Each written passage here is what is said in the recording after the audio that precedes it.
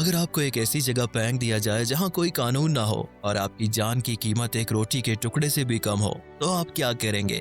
आज की कहानी एक ऐसी ही खौफनाक दुनिया की है जहां हुकूमत उन लोगों को जलावतन कर देती है जिन्हें वो नाकारा समझती है। उन लोगों को कहा जाता है द बैड बैच। ये वो जगह है जहां अमरीकी कानून खत्म हो जाता है और शुरू होती है जिंदा रहने की खूंखार जंग। ऐसी जंग जहां इंसान ही इंसान का दुश्मन बन जाता है।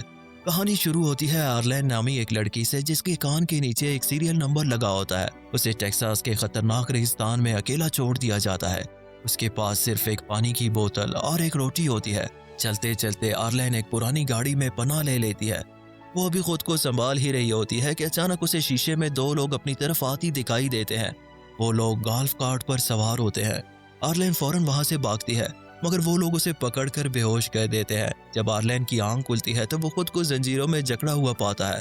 और अब यहाँ एक इंतहाई खौफनाक मंजर दिखाया जाता है।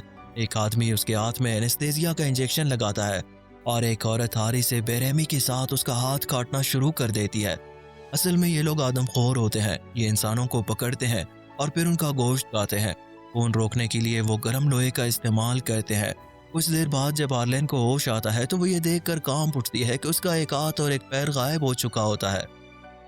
आर्लेन फौरन समझ जाती है कि अगर वो यहाँ रही तो मारी जाएगी। तभी वो एक अजीब मगर जबरदस्त प्लान बनाती है। वो जानबूझकर खुद को गंदगी से भर लेती है ताकि आदमखोर औरत उसे साफ करने के लिए जंजीर खोल दे। और जैसे ही औरत उसके करीब आती है, आर्लेन फौरन उसके पास पड़ा एक औजार उठाती है और उस पर हमला कर देती है। कुछ ही लम्हों में वो औरत मारी जाती है। इसके बाद आर्लेन एक स्केटबोर्ड की मदद से खुद को घसीटते हुए वहां से फरार हो जाती है, मगर तपता हुआ रेगिस्तान उसे बुरी तरह कमजोर कर देती है। जब उसे लगता है कि अब उसकी मौत यकीनी है, तभी एक आदमी वहां पहुंच जाता है और उसकी जान बचा लेता है। वो आदमी आर्लेन को अपने कचरे वाली गाड़ी में डालकर कंफर्ट नामी एक बस्ती में ले जाता है।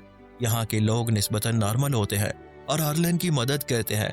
5 महीने बाद आर्लेन अब एक मसनूई टांग के साथ नॉर्मल जिंदगी गुजार रही होती है, मगर उसके दिल में उन आदमखोरों से बदला लेने की आग अभी भी जल रही होती है।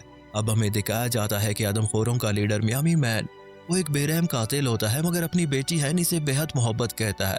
वो अक्सर उसके स्केचेस बनाता रहता है। एक तरफ वो अपनी बेटी के लिए एक मोहब्बत करने वाला बाप होता है और दूसरी तरफ वो इंसानों को काट कर उनका गोश्त पकाता है और अपनी साथी मारिया के साथ शौक से खाता है।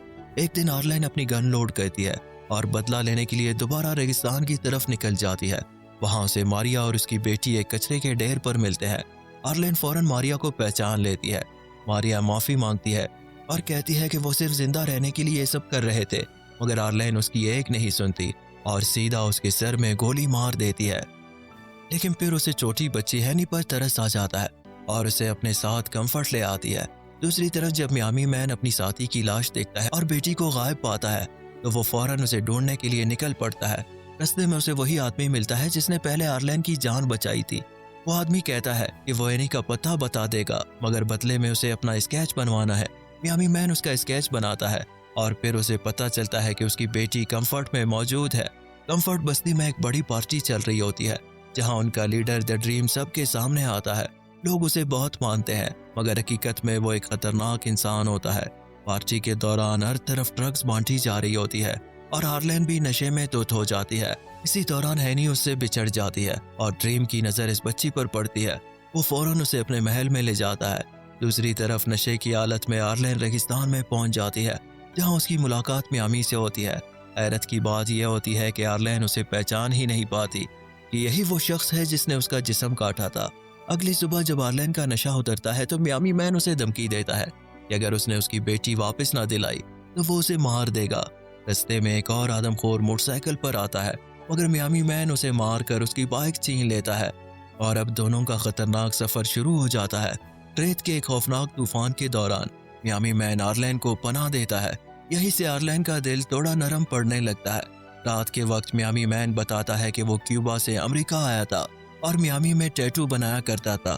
ये सुनकर आर्लेन गुस्से में उसे मारने की कोशिश करती है क्योंकि वो इंसानों का गोश्त खाता है, मगर मियामी मैन कहता है कि इस बेरहम रेगिस्तान में जिंदा रहने के लिए ये सब करना जरूरी था। अचानक वहाँ कुछ लोग आ जाते हैं और मियामी मैन को गोली लग जाती है। आर्लेन उसे जख्मी हालत में छोड़कर वहाँ से कंफर्ट चली जाती है। यहाँ पहुंचकर उसे पता चलता है कि एनी तो ड्रीम के पास शाहाना जिंदगी गुजार रही है।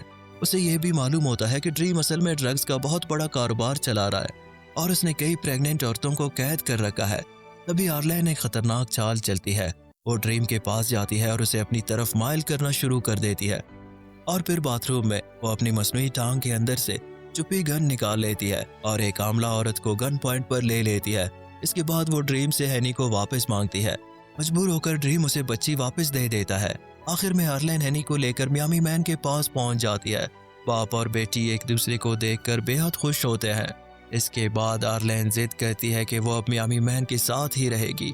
मियामी मैन पहले तो इनकार कर देता है मगर फिर मान जाता है। कुछ देर बाद हैनी को भूख लगती है और वो पास्ता मांगती है मगर अफसोस कि उनके पास खाने के लिए कुछ नहीं होता। तब मियामी मैन हैनी के पालतू खरगोश को मार कर पकाता है जबकि आर्लेन उसकी आंखें बंद कर देती है ताकि उसे हकीकत का पता न चल सके। आखिरी सीन में हमें दिखाया जाता है कि ये तीनों अब एक नई फैमिली के साथ आग के पास बैठे खाना खा रहे होते हैं मगर दूसरी तरफ वो नन्ही बच्ची अपने खरगोश के गम में खामोशी से रो रही होती है।